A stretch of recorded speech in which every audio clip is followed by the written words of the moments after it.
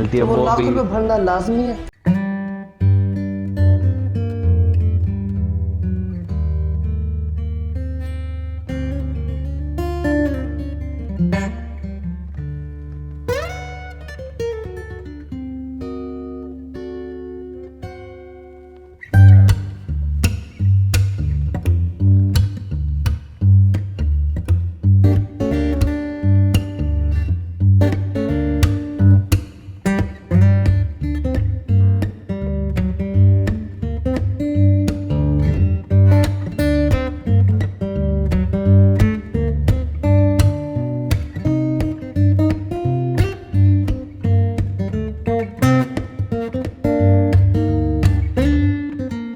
होनी चाहिए कि आप उनको टैकल कर सकते। अस्सलाम वालेकुम मुअज़्ज़िज़ो ख़वातीन व हज़रात, मैं आपका मेज़बान सैयद उमैर शाह। आप देख रहे हैं डीजी के पॉडकास्ट। आज हमारे साथ मेहमान ख़ुसूसी सैयद सिब्ते हसन मौजूद है, जिनकी जितनी तारीफ़ की जाए कम है।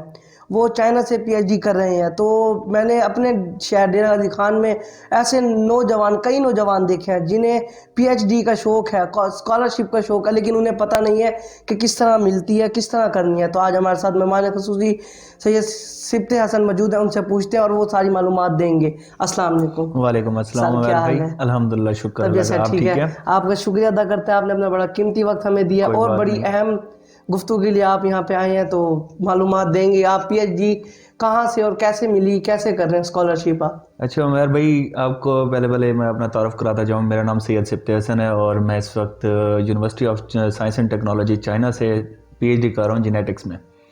ठीक है, तो इसमें कोई ऐसी रॉकेट साइंस नहीं है कि ना आजकल जो हमारे मतलब नौजवान है, स्पेशली हमारे साउथ पंजाब के, उनको ये बताता चलूँ कि ना स्कॉलरशिप लेना कोई इतना बड़ा मुश्किल काम नहीं होता जितना ये लोग समझ लेते हैं। ठीक है, हर किसी को शौक़ तो होता है कि यहाँ से बाहर निकलें, यहाँ से बाहर जाके स्टडी करें, फ़ॉरेन में जाके स्टडी करें, ताकि इनके क्वालिटी जो है स्टडी की वो भी अच्छी हो, ताकि वो खुद भी ग्रूम करें और उनकी नॉलेज भी ग्रूम हो। ठीक है ना। लेकिन हर कोई इसना इतना बड़ा मतलब इशू समझ लेता है कि कोई भी ना कोशिश ही नहीं करता। यूं कह लो कि वो जाते हैं सीधा कंसल्टेंट्स के पास, एजेंट्स के पास। ठीक है, उनको लाखों रुपए भरते हैं, फिर जाके उनकी स्कॉलरशिप मिलती है तो वो वो लाख भी। रुपए भरना लाजमी है? नहीं, कोई ज़रूरत नहीं है। मैंने खुद भी ऐसे किया, अप्लाई किया। खुद भी तो मैंने अपनी स्कॉलरशिप ली हुई है, अपने बलबूते पे लिए। मैंने कोई पैसे नहीं भरे, इसके किसी भी एजेंट के पास नहीं गया मैं। सही। ठीक है, हाँ, थोड़ी सी ये होती है कि मोटिवेशन आपको मिल जाए ना, बस सीधी पहली बात तो ये है कि ना सबसे जो मेन बात है, ठीक है, वो ये है कि ना इंसान का एम होना चाहिए। ठीक है, अगर उसने ये सोच लिया कि हाँ उसने कोई चीज़ हासिल करनी है, ठीक है, तो कुछ भी हो जाए, कुछ भी हो जाए, वो उसे कैच कर लेता है। हाँ, आपको वेज खुद निकालने पड़ते हैं। ठीक है, उनके जो तरीके होते हैं वो भी खुद सोचने पड़ते हैं या किसी की हेल्प लेनी पड़ती है। ठीक है, अब मैं आपको ये बताता चलूँ कि पीएचडी होती किस तरह से है। ठीक है ना, मतलब पीएचडी की स्कॉलरशिप किस तरह से ली जा सकती है हमें। तो इसके लिए ग्रेड्स कितने होने चाहिए? ग्रेड्स इसमें यार उमैर भाई, हमारे ना साउथ पंजाब की जो स्पेशल हम अपने इलाके के लोगों की बात करूं, यहाँ के लोगों के ग्रेड्स इतने अच्छे नहीं होते, क्योंकि वो ज़्यादा इतना उनका रुझान ही नहीं होता या इनका फोकस ही नहीं होता ग्रेड्स पे। वो ये सिर्फ यही सोचते हैं कि आप बिज़नेस करना है या जॉब करनी है, जो कि गुजर जाती, मतलब जो ग्रेजुएट हो जाते हैं वो सोचते हैं कि हाँ हमारी कोई छोटी मोटी नौकरी लग जाएगी तो हमारी बस ख़त्म। ठीक है, वो आगे का सोचते नहीं है। अच्छा, इसके लिए ग्रेड्स की सबसे ज़्यादा जो मिनिमम रिक्वायरमेंट है, ठीक है, आपकी CGP 3 से अबव होनी चाहिए सबसे पहले। ठीक है, अब मैं जैसे पीएचडी कर रहा हूँ तो आप लोग एमफिल पे भी अप्लाई कर सकते हैं, तब भी आपको 3 से अबव होनी चाहिए ग्रेड्स आपके। हाँ, अगर आपका थोड़ा सा इंटरेस्ट लेवल अच्छा है तो सिर्फ और सिर्फ आपको एक अच्छा सा प्रपोजल लिखना पड़ता है, वो प्रोफेसर को भेजने पड़ते हैं बस। अच्छा, उसके लिए क्या करना पड़ता है आपको? प्रोफेसर कहाँ से होते हैं, हाँ, चाइना के प्रोफेसर या अपने पाकिस्तान के? नहीं, पाकिस्तान के तो नहीं, पाकिस्तान के आप कह भी नहीं सकते। ठीक है, तो प्रोफेसर होते हैं चाइना के, जिनको आपने मेल करनी पड़ती है। मतलब कि ना अगर आपने स्कॉलरशिप लेनी है, खा आप किसी भी डिपार्टमेंट से हो, किसी भी चीज़ की आपके पास डिग्री है, आपने सिर्फ और सिर्फ करना गया कि अगर आपने स्कॉलरशिप लेनी है। ठीक है, अच्छा, ये बात सिर्फ चाइना के लिए नहीं है। ठीक है, अदर यूरोपियन कंट्रीज़ भी हो गई, जितनी भी कंट्रीज़ हो गई, ठीक है ना, सब के लिए ये बात लागू होती है। चाइना प्रेफर इसलिए करूँगा आपको, यहीं पे एक थोड़ी सी बात काट रहा हूँ, चाइना प्रेफर इसलिए करूँगा आपको कि ना चाइना में ये होता है कि ना यूरोपियन कंट्रीज़ में सबसे ज़्यादा ज़रूरी होती है कि आइल्स आपने कवर किया हो या GRE के टेस्ट दिया हो आपने। ठीक है, वो भी 6.5 बैंड से अबव हो आपका रिजल्ट, तब जाके आपके चांसेस होते हैं यूरोपियन कंट्रीज़ में स्कॉलरशिप के लिए। चाइना के ये, चाइना आपको आइल्स की ज़रूरत नहीं होती, आपका इंग्लिश प्रोफिशिएंसी लेटर बनता है जो कि यूनिवर्सिटी से मिलता है, वो भी उस पर भी आपका मतलब स्कॉलरशिप पे अप्लाई कर सकते हो।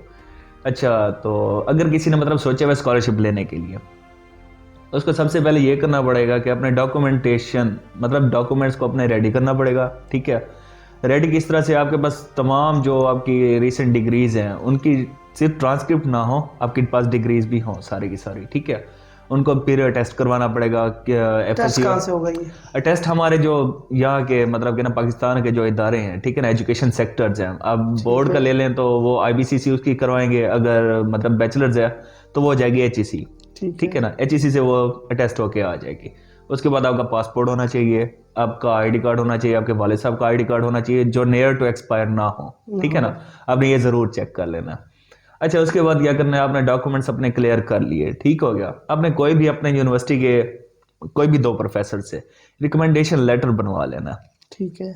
रिकमेंडेशन लेटर क्या होता है, बेसिकली एक सिंपल सा लेटर होता है जिसमें ये लिखा होता है कि हाँ, हम इस स्टूडेंट को, ये स्टूडेंट हमारे पास पढ़ चुका है, ठीक है, ये हार्ड वर्किंग था, इंटेलिजेंट था, ये खा जो भी, ठीक है, उसके ऊपर उन प्रोफेसर के साइन हो, उनकी मेल हो, ठीक है, उनके सिग्नेचर और स्टैंप हो पड़े, वो आपका बन जाएगा रिकमेंडेशन लेटर। ठीक है।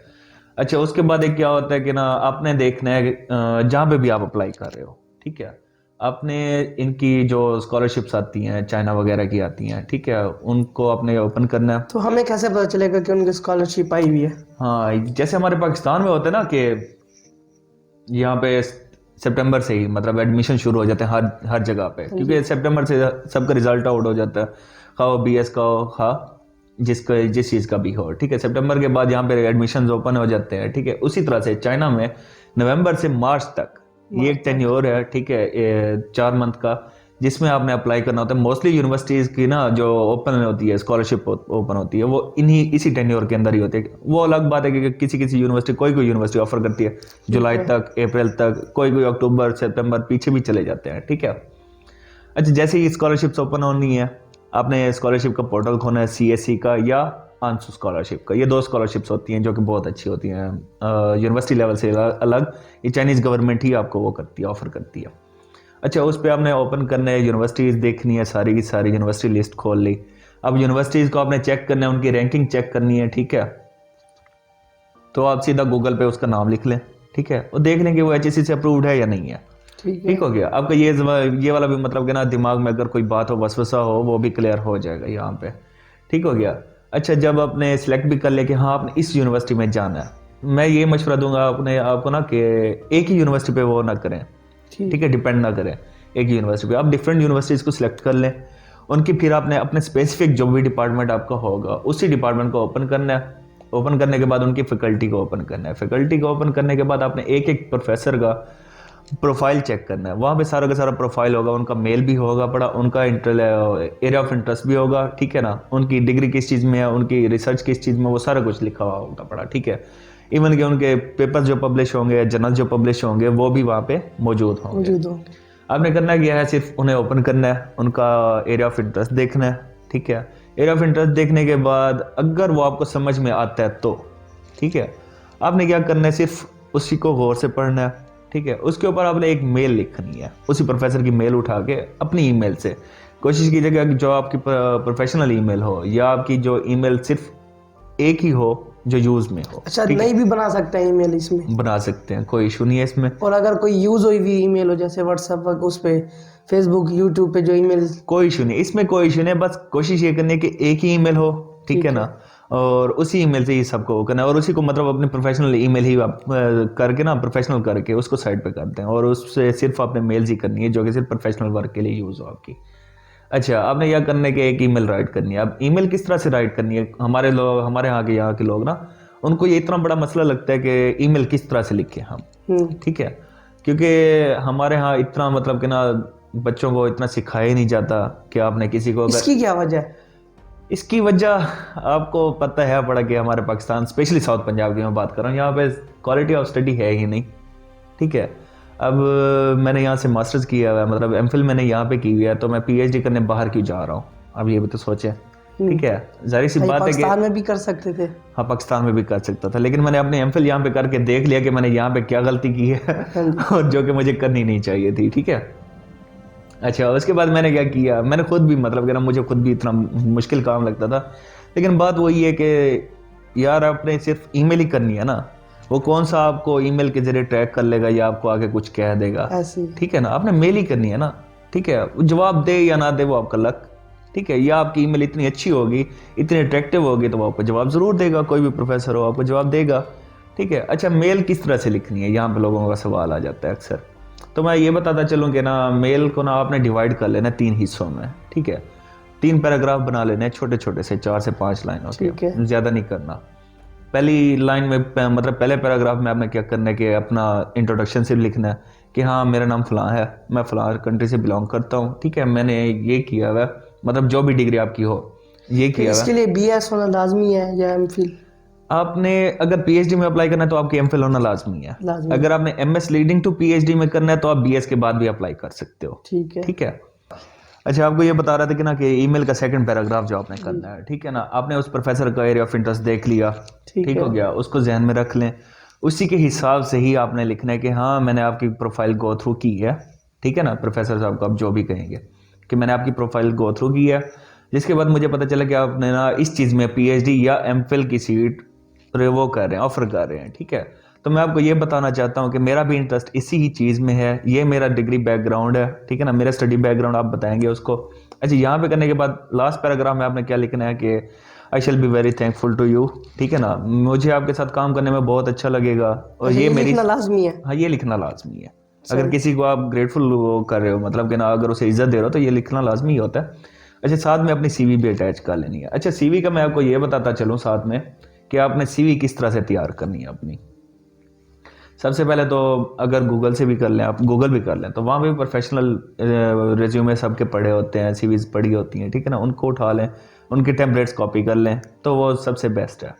ठीक है, अदरवाइज आपको सिर्फ करना ये पड़ेगा कि जिस प्रोफेसर को भी आप मेल कर रहे हो ना, उसके हिसाब से एरिया ऑफ इंटरेस्ट एक होता है सीवी में, एक छोटा सा पॉइंट होता है, उसको चेंज करेंगे जिस प्रोफेसर को भी आप कर रहे हैं मेल। ठीक है, अच्छा मेल करने के बाद आपने सीवी बना ली, सीवी सबसे अट्रैक्टिव बनानी है और कोशिश करनी है कि सबसे अच्छी हो।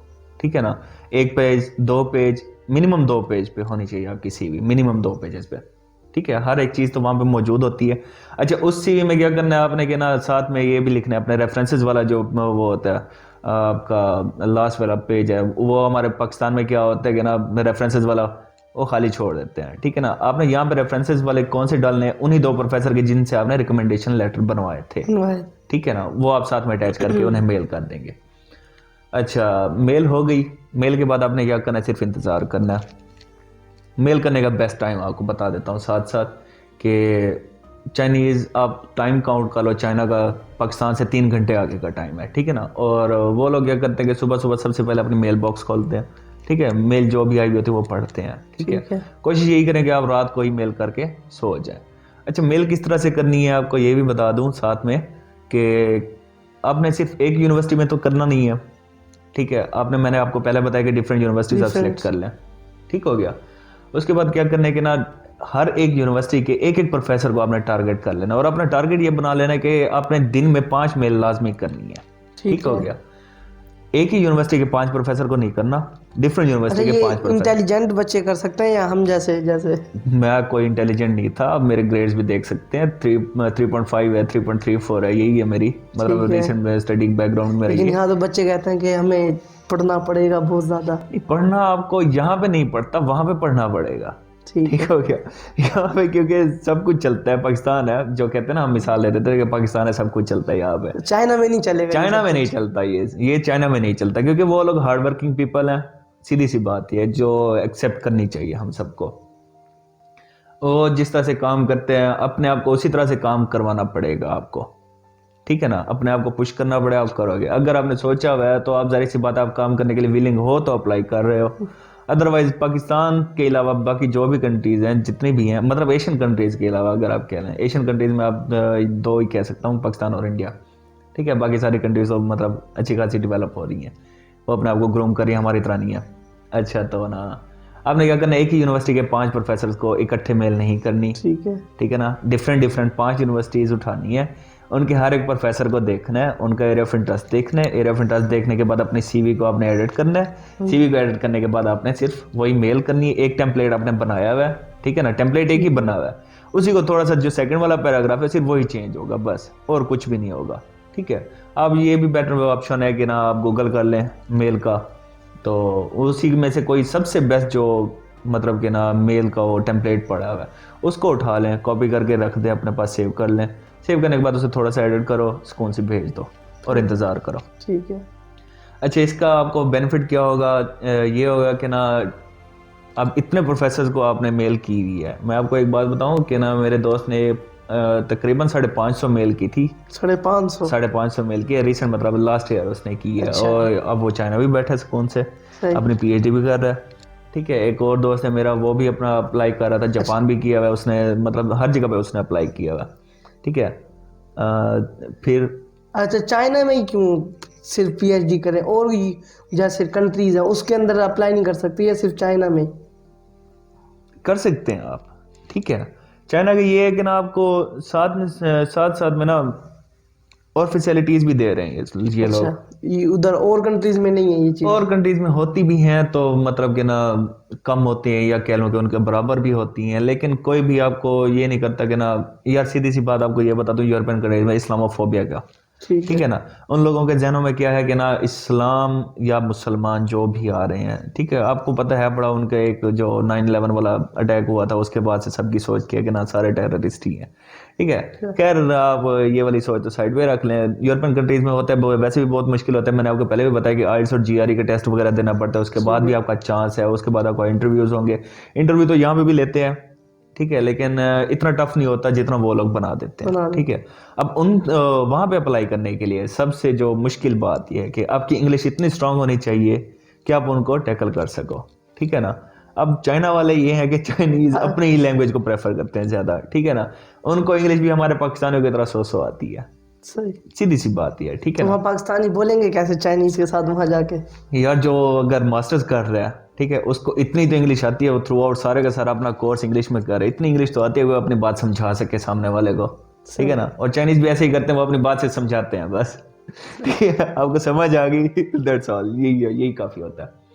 अच्छा, आपने मेल करवा दी, ठीक है, अपने टॉपिक पे वापस आते हैं। आपने मेल कर ली, मेल करने का बेनिफिट आपको मैं बता रहा था कि क्या होता है। आपको ये होगा कि स्कॉलरशिप जब भी आप अप्लाई करोगे, ठीक है, आपको वही जिन जिन प्रोफेसर्स को आपने मेल की थी उनमें से आपको कोई अगर कंसेंट लेटर भेजता है, कंसेंट लेटर कह लो या अप्रूवल लेटर कह लो, ठीक है, वो आपको अप्रूवल लेटर अगर भेज देते हैं तो वेल एंड गुड। अगर आपके पास 3, 4, 5 बंदों के ही अप्रूवल लेटर आ गए हैं, ठीक है, उसका बेनिफिट आपको ये होगा कि आपके पास चॉइस आ जाएगी, ठीक है। आपने चूज करना पड़ेगा, आपको चूज करना पड़ेगा, ना कि उनके ऊपर आप डिपेंड करोगे, ये फिर आपके ऊपर होगा। जो सभी आपको या जो भी यूनिवर्सिटी आपको ज़्यादा अच्छी लग रही है आपने वहाँ पे जाना है। सो उसका अप्रूवल लेटर उठाओ, अपने जहाँ पे स्कॉलरशिप पोर्टल पे जहाँ पे अप्लाई कर रहे हो आप, उसी में अपना वही सबमिट करवाना होता है, ठीक है ना। कंसेंट लेटर आपके पास है तो वहाँ पे एक ऑप्शन आता है कंसेंट लेटर का, आपने ओके करना है, ओके करने के बाद आपने अपलोड करना होता है, वो आप अपलोड कर दोगे, ठीक हो गया। यहाँ पे आपकी स्कॉलरशिप कन्फर्म हो जाती है, ठीक है। चाइना से पीएचडी कर लेते हैं, सब कुछ हो जाता है, तो पाकिस्तान में क्या उसकी जॉब मिल जाएगी? यार पाकिस्तान में पहली बात आपको ये बता दो कि चाइनीज आपको खुद ऑफर करते हैं वहाँ पे जॉब के लिए, ठीक है ना। अगर आप डॉक्टरेट करने जा रहे हैं तो वो एज अ रिसर्च असिस्टेंट, सबसे पहले बात ये कि आप इतना वहाँ पे अपने आप को शो करवाते हो कि हाँ आप कैपेबल हो इस चीज़ की कि वो आपको जॉब ऑफर करे, ठीक है ना। अगर आप इतना उन्हें अपना काम सही करते हो, उनके कहने पे करते हो और इतना आउटस्टैंडिंग करते हो तो फिर वो खुद ही आपको जॉब ऑफर करेंगे। वो तो वो लोग हैं जो जितना भी हो सके ना स्किल्स होती हैं वो उसको तो खींचते हैं। अगर उन्हें इस तरह से ही करना होता वो पाकिस्तान के स्टूडेंट्स को ऑफर ही क्यों करते? सही, ठीक है ना। यहाँ के स्टूडेंट्स क्या होते हैं, हमारे स्टूडेंट्स मार किस तरह से खा जाते हैं, वो कहते हैं कि नहीं घर के नज़दीक हो, इर्द गिर्द हो, ठीक है ना, यहीं पे रह जाते हैं, ठीक है। वहाँ पे लोग क्या करते हैं, वो स्कॉलरशिप बेसिकली देने का मकसद ही होता है कि जो भी स्टूडेंट्स यहाँ पे आप ग्रेजुएट हुए हैं, इस साल ग्रेजुएट हुए हैं, उनमें से जो स्किलफुल हैं, ठीक है, जो इंटेलिजेंट हैं, ठीक है, जिनके ग्रेड्स बहुत ज़्यादा आउटस्टैंडिंग है, उनको उठा लो। सही, ठीक हो गया। अपने पास पढ़ाओ, अपनी लैब में या अपनी यूनिवर्सिटी में, उसके बाद उन्हें जॉब ऑफर करो। और जॉब भी इस तरह की ऑफर करते हैं कि आप ये सोचोगे जो यहाँ पे 18 स्केल वाले की इतनी सैलरी नहीं होती जितनी वो आपको ड्यूरिंग पीएचडी ऑफर कर देते हैं। अगर जो कोई पाकिस्तान में करना चाहे, चाइना में ना करे, पाकिस्तान में करना चाहे, चाइना में ना करे, मैं फिर वही बात बताऊंगा आपको, यहाँ पे स्टडी ऑफ क्वालिटी है ही नहीं, क्वालिटी ऑफ स्टडी है ही नहीं यहाँ पे। जॉब स्टडी नहीं, जॉब पाकिस्तान में तो हालात ऐसे हैं कि जॉब है ही नहीं यहाँ पे, जॉब्स हैं ही नहीं, अच्छा है ही नहीं, ऑफर ही नहीं करते। अगर हैं भी सी, आप इसका करंट रेट चेक कर लो, कोई भी है ना, तो इसकी क्या वजह है? यहाँ कोई सफारी चलती है? अब यहाँ पे ये बात मैं नहीं कर सकता। तो क्योंकि हाँ, जो इंटेलिजेंट होता है उनको नहीं लेके आया जाता आगे। जो बस इशारा ही काफ़ी हाँ होता है जी, ऐसी बात है। अच्छा खैर, तो मैं यही बताऊंगा अपने जो भी हमारे नौजवान हैं, ठीक है ना, जो भी हमारे नौजवान हैं, तो उनको मैं यही बताऊंगा कि स्कॉलरशिप आपने करनी है अगर, तो सबसे पहले अपना माइंड बनाओ। माइंड बनाने के बाद सबसे पहली चीज़ यही है, माइंड बनाने के बाद ईमेल करो। ईमेल करने के बाद स्कॉलरशिप पोर्टल हर किसी के लिए ओपन है, हर किसी के लिए ओपन है, ठीक है ना। अगर आपका जो पर्पज़, स्टडी का पर्पज़, आपकी मेल सबसे बेस्ट है, सबसे अट्रैक्टिव है और सबसे यूनिक है, ठीक है, तो वो आपको उठा लेंगे, आपको मेल करेंगे, कंफर्म करेंगे, आपकी स्कॉलरशिप कंफर्म हो जाएगी। तो मैं शुक्रिया अदा करता हूँ सैयद सिफ्ते हसन साहब का कि उन्होंने अपना बड़ा कीमती वक्त दिया और हमारे ये जनूबी पंजाब के जो आवाम है, जो स्टूडेंट हैं, जिन्हें जज्बा है बाहर जाने का, चाइना पढ़ने का या किसी भी कंट्री में पढ़ने का, तो इन्होंने बड़ी इन्फॉर्मेशन दी है और बड़ी खुल के बात की है, जो कोई भी ना बताए वो सैयद सिफ्ते हसन ने आपको सारी इन्फॉर्मेशन दे दी है। तो मैं इनका शुक्रिया अदा करता हूँ, आपने बड़ा कीमती वक्त दिया और बड़ी इन्फॉर्मेशन दी, हमारे यहाँ लोगों को गाइड किया। Thank you. पाकिस्तान जिंदाबाद।